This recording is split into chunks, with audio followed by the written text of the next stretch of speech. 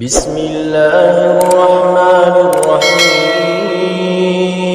يوصيكم الله في أولادكم للذكر مثل حظ الأنثيين فإن كن نساء فوق 2 فلهن ثلثا ما ترك وإن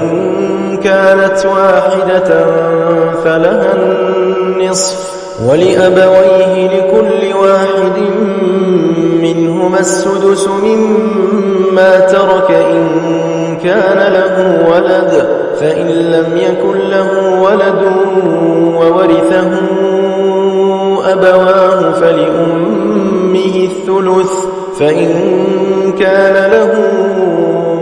إخوة فلأمه السدس من بعد وصية يوصي بها أو دين آباؤكم وأبناؤكم لا تدرون أيهم أقرب لكم نفعا فريضة من الله إن الله كان عليما حكيما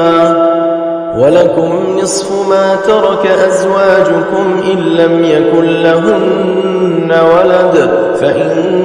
كان لهن ولد فلكم الربع مما تركن من بعد وصية يوصين بها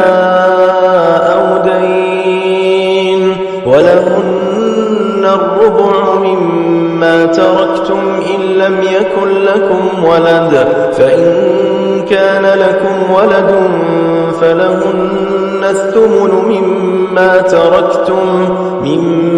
بعد وصية توصون بها أو دين وإن كان رجل يورث كلالة أو امرأة وله أخ أو أخت فلكل واحد منهما السدس فإن كانوا أكثر من ذلك فهم شركاء في الثلث من